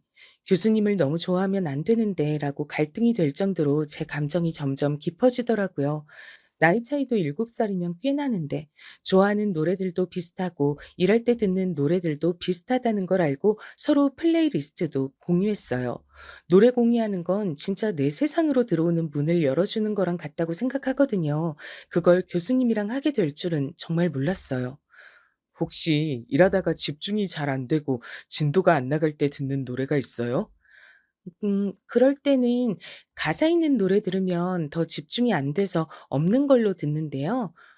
좀 웃길 수도 있는데 하울의 움직이는 성에 인생의 회전목마를 들어요. 그걸 들으면 모든 게 다 그냥 흘러갈 것 같은 느낌이 들어서요. 지금의 이 시간과 괴로움도요. 어? 그거 오케스트라 버전 알아요? 그거 듣고 너무 좋아서 일할 때 듣고 있었는데 내가 그런 거 듣는다고 하니까 친구가 신나는 노래 들어야지 뭐 그런 거 듣냐고 하더라고요. 근데 여기서 동지를 만났네. 아, 정말요? 밤에 잠 안 올 때 듣는다는 친구는 봤는데 일할 때 듣는다는 사람은 주변 사람 중에선 처음인 것 같아요. 노래 취향 비슷한 사람 있으니까 좋네요. 어, 그럼 우리 그렇게 해요. 매일 들으면 기분 좋거나 마음 편안해지는 노래 한 곡씩 추천해 주기요. 아님 그날에 어울리는 노래 추천해 주기. 와, 좋아요. 매일매일 뭔가 노래가 쌓이면 그것도 되게 뜻깊을 것 같아요. 이렇게 우리가 하루하루를 보냈구나. 이렇게 버텨냈구나. 뭐 그런 느낌일 것 같아요. 책 자주 읽어요? 미나 씨는 어떻게 이렇게 말을 조리 있게 잘하지? 나랑 7살 차이 나는데 말하는 건 미나 씨가 훨씬 잘하는 것 같아요. 아, 정말 교수님 놀리지 마세요. 그렇게 우리는 매일매일 음악을 추천해 준다는 핑계로 연락을 계속 주고받기 시작했어요. 하루의 시작을 응원하고 하루의 마무리를 다독여줬죠. 그런데 나만 설레는 건 아니라는 확신이 든 건 언제부턴가 절 계속 바라보고 있는 교수님과 눈이 마주쳐서였어요. 잠깐씩 멍하게 절 바라보는 교수님이랑 눈이 마주치면 저도 모르게 장난꾸러기처럼 웃었거든요. 하루에 20번씩, 그러다 일부러 전혀 모르는 척 쳐다보지 않으면 저한테 일부러 와서 말도 걸고 혹은 맛있는 거 먹자고 집으로 초대해 주시더라고요. 코로나 시기여서 맛있는 가게에 못 데려다 줘서 미안하다고 하셨지만 전 가게가 아니라 집이라서 더 좋았어요. 같이 넷플릭스도 보고 음식하다가 웃느라 망쳐서 배달시켜 먹기도 하고요. 그러다 배불러서 잠시 소파에 앉았다가 깜빡 잠이 들었는데 내 손을 잡고 같이 잠든 교수님을 봤어요. 가만히 교수님의 앞머리가 눈을 찌르지 않게 정리해주고 있는데 교수님이 눈을 뜨셨어요. 우리는 한동안 서로를 바라보다가 교수님이 "우리 사귈래요?" 그 말에 갑자기 눈이 번쩍 떠지면서 내가 이래선 안 된다는 생각이 들었어요. 자리를 고쳐 앉고 가보겠다고 일어서는 절 교수님이 붙잡았어요. "우리 같은 마음인 것 같은데 내 착각이었을까요? 같이 있으면 정말 재밌고 대화하는 게 정말 재밌어서 시간 가는 게 아까울 정도예요. 내가 나이가 많아서 많이 부담스러워요?" 전 교수님에 비해서 많이 부족하고 또 부족한 사람이에요. 저랑 만나는 걸 비밀로 하고 사귀더라도 곧 눈치 빠른 사람들이 알아채기 시작할 거예요. 저도 교수님이 좋지만 저로 인해 교수님이 다른 사람들 입방아에 오르내리거나 듣지 않아도 될 말들을 듣지 않으셨으면 좋겠어요. 제가 좋아하는 분이니까 교수님께 더 어울리는 사람 만나서 행복하셨으면 좋겠어요. 좋아하는 사람이면 항상 같이 있고 싶지 않아요? 난 미나 씨가 욕심나요. 내 옆에 항상 두고 싶고, 사실은 일도 하루 종일 너랑만 하고 싶어. 널 안고 싶고, 너랑 입 맞추고 싶어. 하루에도 수십 번씩 생각해. 미친놈이라고 생각하겠지만, 정말 이게 내 진심이야. 너랑만 얘기하고 싶다고. 다른 사람들이 뭐가 중요해? 너랑 내가 서로 좋으면 그럼 된 거지. 남들이 뭐라고 하든지 난 상관없어. 너랑 내 연애는 우리 둘이 결정하는 거잖아. 다른 사람들은 필요 없어. 나 좀 볼래? 난 너한테 정말 진심이야. 나랑 사귀자. 저는 교수님의 두 눈을 번갈아 바라봤어요. 수민아, 나 이제 행복해도 되겠지?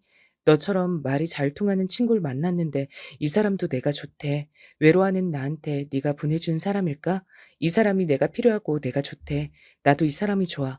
네가 없지만 내가 네 삶의 몫같이 사랑하고 좋아하고 행복하게 살아가도 될까? 지켜봐주고 응원해줘. 내가 더 이상 후회하지 않는 삶을 살아갈 수 있게 말이야. 널 잃은 것처럼 내 사람을 더 잃고 싶지 않아. 이젠 좋아하는 사람이 내 곁에 있었으면 좋겠어. 지금 이 사람을 놓치면 정말 영영 후회할 것 같아. 도와줘, 수민아. 절 잡은 교수님의 손을 떨쳐냈어요. 실망해서 고개를 숙이는 교수님을 꼭 안아줬어요. 제가 이것저것 잔소리도 많이 하고 맨날 안아달라, 이뻐해달라, 관심 가져달라 칭얼거릴 수도 있어요. 몇 시간 동안 혼자 처박혀서 방에서 안 나올 수도 있고요.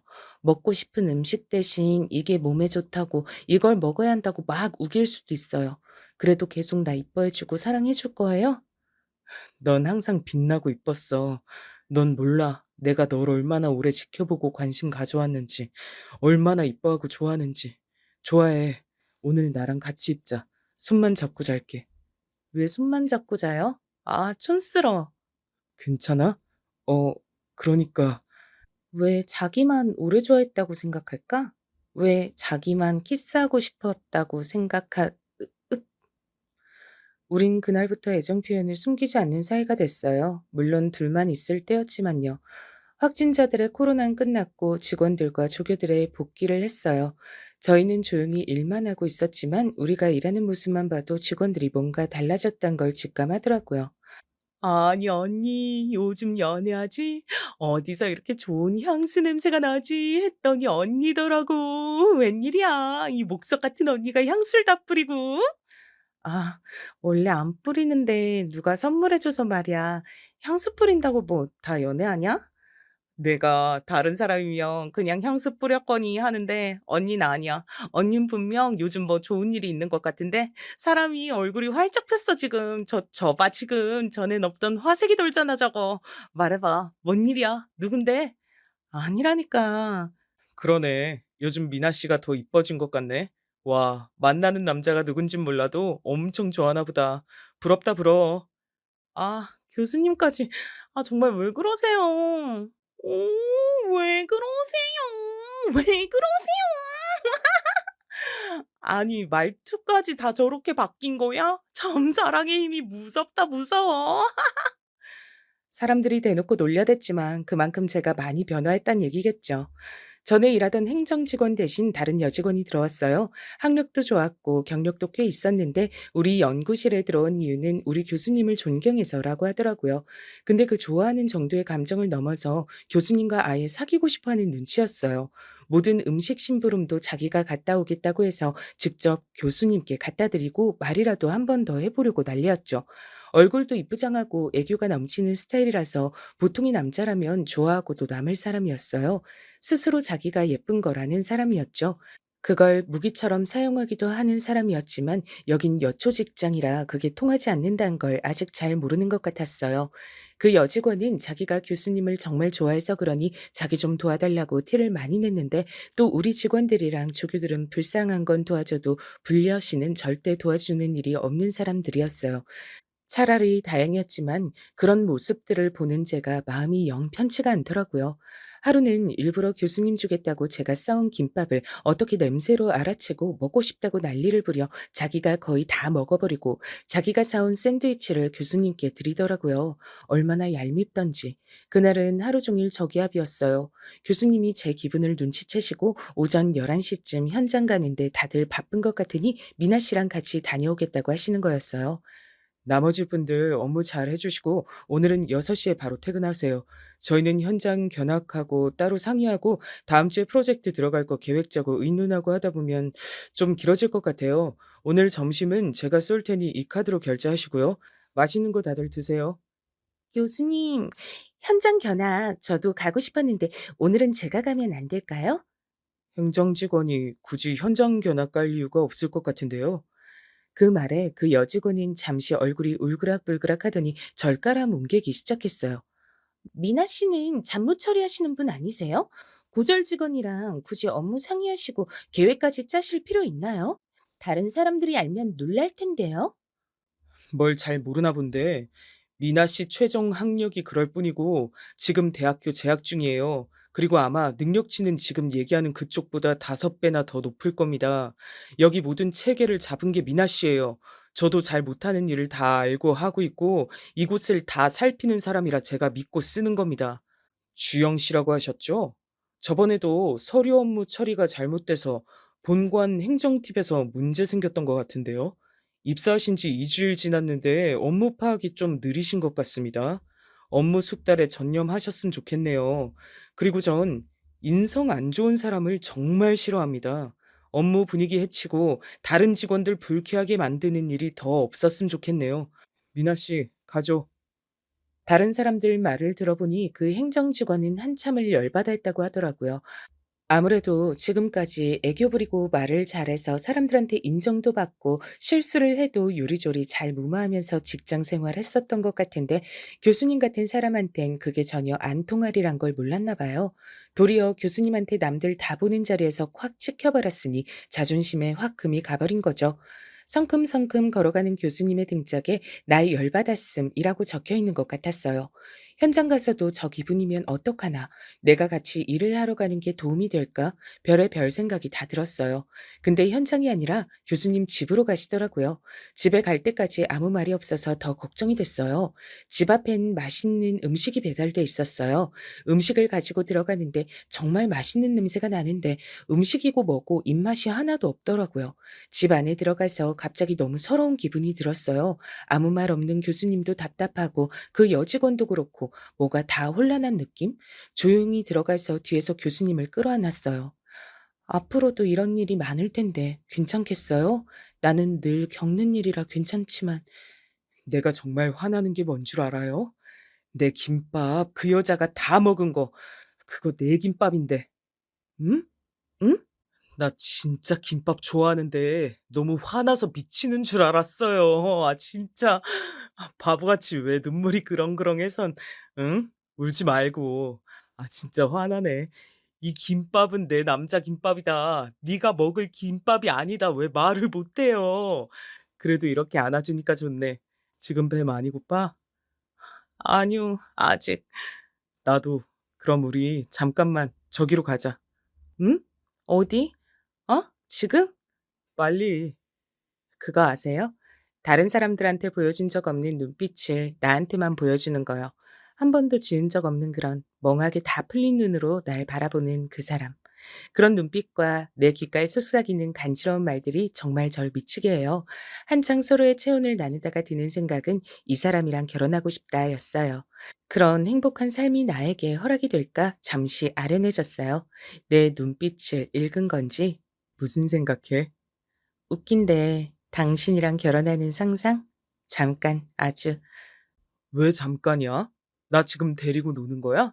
난 맨날 하는데 그런 생각. 왜 잠깐만 하는 건데? 나 책임져야지. 날 이렇게 바보 빙구로 만들어 놓고 지금 다른 남자랑 결혼하고 나랑 지금 놀겠다는 거야 뭐야? 이거 완전 다른 남자 생각도 못하게 더 혼쭐을 내줘야겠다. 두고 봐. 아, 내가 잘못했어. 그만, 그만. 이렇게 사랑하는 우리였지만 결혼 얘기가 나오니까 고민은 좀 되더라고요. 집이랑 거의 연을 끊듯이 살아서 과연 교수님 집안에서 절 이해해 줄지 모르겠더라고요. 그리고 일하는 곳에 사람들도 우리를 좋게 봐줄지 걱정이 많았어요. 교수님은 제 원룸에도 가보고 싶다고 해서 왔었는데 충격을 엄청나게 받은 얼굴이었어요. 전 어렵게 독립했고 돈을 모아야 했기 때문에 좋은 환경의 원룸은 어려웠거든요. 그래서 정말 한 사람이 잠자고 화장실 왔다 갔다 할 수 있는 수준의 작은 원룸에서 살았어요. 그나마 집이 적었으니까 망정이지 짐까지 많았으면 감당이 어려웠을 것 같아요. 당장 짐 싸. 난 너 이런 데 사는 거 싫어. 내가 없는 데서 이렇게 너 혼자 있을 거라고 생각하니까 마음이 너무 안 좋아. 가자 빨리. 여기 살만해요. 조용하고 상당히 아늑하고 크지 않아서 다른 짐도 별로 없고 정리도 청소도 쉬웠어요. 그건 나 없을 때 얘기고 나도 이제 너희 집에서 자고 그래야 되는데 우리 둘이선 너무 좁잖아. 빨리 짐 싸. 그리고 여기 월세 얼마씩 내? 매달 35만 원이요? 진짜 싸네. 서울에서 이런 가격의 원룸을 구하다니. 그럼 매달 나한테 25만 원 주고 우리 집에서 살아. 이건 얹혀 사는 게 아니고 당당히 룸을 쉐어하는 거야. 그 정도 가격이 나한테도 적당하다고 생각해. 아니, 그렇지만 어느 부모님이 시골 얘기도 전에 며느리랑 아들이 같이 사는 걸 좋아하시겠어요. 그리고 내가 너무 민폐예요. 아니, 우리가 남이야? 우리 엄마 아빠 이혼하시고 각자 가정 이루셔서 상관없어. 나만 행복하게 살 수 있는 여자 만나면 아무것도 바라는 거 없다고 하셨던 분들이야. 결혼식 안 오셔도 난 상관없어. 그분들 인생이시니까 낳아주신 것만 해도 난 감사해. 나 같은 환경에 몸이 아픈 친구들도 많더라. 근데 난 아니잖아. 정말 복 받은 사람이라 생각하고 있어. 너랑 빨리 가정도 이루고 이쁜 애기들도 낳아서 북적북적 재밌게 지내고 싶어. 망설이는 절 세워놓고 대충 자기가 짐을 와구와구 다 싸놓더니 기어코 짐들을 트렁크에 다 옮겼어요. 그리곤 자기 집에 내려다 주고 짐 정리를 하라고 하더라고요. 앞으로 여기서 같이 살 거니까 아무 곳에다 다 짐을 넣어도 된다면서요. 내 방은 어디로 쓰면 되냐고 하니까 나랑 같은 방이란 말에 또 철렁했어요. 진짜 부부처럼 사는 건가? 근데 같이 있으면 너무 좋으니까 이렇게 운이라는 건가 보다 하고 있었어요. 내가 굳이 노력하지 않아도 뭔가 일이 일사천리로 진행되는 기분이었거든요. '내 운명인가 보다.' 이렇게 생각하고 있었는데 교수님이 꽃과 편지와 선물을 내밀었어요.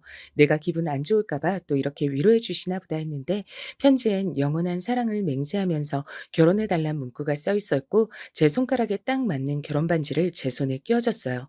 "자기 잘 때 내가 몰래 재느라고 얼마나 고생한 줄 알아? 어때? 이뻐? 이제 어디서 내 남자가 누군지 당당히 얘기해도 돼. 난 결혼 일사천리로 진행할 거야. 너랑 하루라도 빨리 살 거니까." 전 너무 감동받아서 한동안 말을 하지 못했어요. 프로포즈 받고 여자들이 우는 이유가 이거구나 싶더라고요. 한평생 나랑 같이 있고 싶다고 얘기하는 거니까요. 그렇게 우리는 가장 빠른 길일인 5일 후에 청첩장을 와다다 찍어서 결혼식을 올렸어요. 심지어 일하는 사람들에겐 토요일 예식 바로 하루 전날 통보했답니다. 다들 어린아가 있는 얼굴이었어요. 특히 행정직원은 하루 종일 똥 씹은 얼굴이었죠. 앞에선 뭐라고 못하고 뒤에서 불려신 따로 있었네 하더라고요. 그렇게 행복한 신혼생활이 시작됐어요. 부부끼리 같은 곳에서 일하면 더 많이 부딪히고 더 스트레스 받는다고 하잖아요. 저희는 일할 때는 너무 프로페셔널해서 주변 사람이 힘들다고 할 정도였어요. 각자 분야에서 열심히 해서 저도 부장급으로 승진했고요. 너무 파격 인사 아닌가 했지만 제가 처리하고 정리한 일의 양이 정말 엄청났기 때문이었죠. 다들 저보고 체력 좋다고 했지만 저도 악으로 깡으로 해낸 것 같아요. 그리고 좋아하는 사람이랑 같이 일하는 것도 전 꿈만 같고 좋은 것 같더라고요. 결혼하고 나서 정남이 다 떨어지는 사람들도 많다고 하던데 교수님은 절 더 귀여워해주고 아껴주는 것 같아서 마음이 놓여요. 대학 교수들을 다 초청해서 연말 모임을 하는데 배우자가 있는 사람들도 함께 참석하라고 했대요. 전 어색해서 가기 싫다고 했는데 꼭 같이 가자고 하더라고요. 입을 옷도 걱정하니까 어디서 저한테 정말 잘 어울려 보이는 예쁜 옷도 구해서 왔어요. 처음이었는데 저도 이런 옷을 입을 수 있는 사람인지 그때 처음 알았어요. 저희가 들어서니까 곳곳에서 수군거리는 소리가 들리더라고요. 신경 쓰지 않고 남편과 여러 곳에 인사드리러 다녔어요. 결혼했다는 말이 깜짝 놀라지만 남자분들은 다들 "이런 미인과 부부라니 정말 좋겠어, 정 교수." 이렇게들 칭찬하고 응원해 주셨어요. 근데 치맛바람이 무섭다는 얘기가 있잖아요. 제가 지나갈 때마다 수군거리는 소리가 점점 더 심해졌어요. 아니, 그래서 대학도 안 나오고 7살이나 차이 나는 애랑 결혼을 한 거야? 양가 부모도 없이 급하게 했다던데. 정 교수는 장래도 촉망받고 능력도 최상위인 남자인데 왜 저런 여자랑 결혼을 한 거야? 보나마나 배운 거 없는 저 여자가 몸으로 들이댔겠지. 혼전 임신 이런 걸로 억지로 결혼한 거 아닐까? 하긴 저런 부류 애들 몸뚱아리 말곤 재산도 없잖아. 아, 더러워. 예상은 했지만 얼핏 들어도 아무리 못 들은 척해도 저런 얘기들은 저한테 정말 상처가 되더라고요. 남편이 잠시 어디 갔다 오겠다고 갔는데 남편도 저랑 같이 다니는 게 부끄러워진 거 아닌가 걱정이 많이 됐어요. 세상에 갑자기 혼자 태어나 있는 것 같더라고요. 서서히 머리가 핑핑 돌려고 할 무렵에 갑자기 남편이 앞에 단상에 있는 마이크로 저를 소개하는 게 아니겠어요? 여러분, 안녕하십니까? 얼마 전에 결혼해서 새신랑이 된 정윤호 교수입니다. 전 이 대학에서 교수가 됐고 여러 성과를 내게 되어 많은 프로젝트에 참가, 많은 인맥도 얻고 스펙도 쌓게 됐습니다. 제가 가장 자랑스러워하는 스펙은 바로 제 아내를 이 대학에서 만난 거였습니다. 잠시 저희 교수팀을 도와주러 들어온 알바생으로 만났었는데 일을 너무 잘해서 지금은 부장급 직함을 달고 있습니다.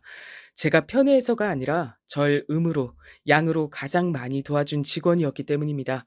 저희 사무실 식물, 화장실, 주변 청소, 정리는 기본이고 저희 사무실의 모든 업무 처리를 아주 체계적으로 바꿔줘서 일의 강도가 원래 10이었다면 3으로 바꿔준 은인과도 같은 사람입니다. 아마 이 사람이 없었으면 전 지금의 많은 업적들을 5년 후에나 이룰 수 있었을지도 모르겠습니다. 하지만 한간에는 아내의 그런 능력은 모르고 고졸 출신의 여자가 몸으로 들이대서 교수를 꼬셨다고 생각하는 사람들도 있나 봅니다. 아까 행사 중에서도 다른 사람들이 다 듣는데 그렇게 수군거리시는 분들도 많더라고요. 아내는 고3 가장 예민하고 힘든 시기에 사고로 친구를 잃었습니다. 그 충격으로 대학 진학을 하지 않고 혼자 외롭고 힘들게 지금까지 버텨왔습니다. 하지만 꾸준히 노력하고 극복해서 대학교도 이제 마쳤답니다. 이름난 좋은 대학은 아니더라도 자기가 자기 손으로 등록금 벌여서 열심히 졸업장 따냈습니다. 여기서 부모님께 손 안 벌리고 자기 힘으로만 대학 다닌 사람 얼마 없을 겁니다. 어디서든 남 뒷말하는 법이 없고 자기가 열심히 한 일 자랑하거나 티내지 않고 다른 사람들 위해서 헌신하고 노력하기만 하는 사람이었습니다. 그래서 제가 먼저 반해서 한참을 바라만 보다가 드디어 사랑의 결실을 이뤘습니다. 자신이 제 허물이 될까 봐 늘 걱정하는 아내를 위해서 평소 무뚝뚝한 제가 이 자리에 섰습니다. 당신은 내 허물이 아니라 내 자랑거리야, 여보. 다들 어렵게 이룬 저희 사랑을 축복해 주셨으면 좋겠습니다. 이 학교에서 일하면서 가장 감사한 게 제 아내를 만난 겁니다. 좋은 인연을 이룰 수 있게 이런 훌륭한 학교를 세워주신 설립자와 각 자리에서 열심히 일하시는 운영팀들께도 너무 감사하고 여기 있는 여러분들도 정말 좋은 사람과 함께 소중한 시간을 보내는 추억들을 많이 쌓으셨으면 좋겠습니다. 저희 많이 응원해 주시고 따뜻한 눈길로 봐주셨으면 좋겠습니다. 저는 어떻게 이런 멋지고 좋은 남자를 만난 걸까요? 꼭 영화나 드라마에서 보던 남자를 제가 만난 것 같아요. 절 보고 수군거리던 여자들도 입이 쑥 들어갔어요. 절 어떻게 보던 이제 아무 상관없더라고요. 이렇게 절 아끼고 사랑해준 사람이 있으니까요. 발표를 하고 내려오는 남편을 향해 엄지척을 해줬어요. 내려와서 저한테 나직이 얘기하더라고요. 아, 부끄러워 죽는 줄. 어떻게 이런 남편을 사랑하지 않을 수 있을까요? 늘 건강하시고 예쁜 사랑하시길 빕니다. 저도 꼭 행복할게요.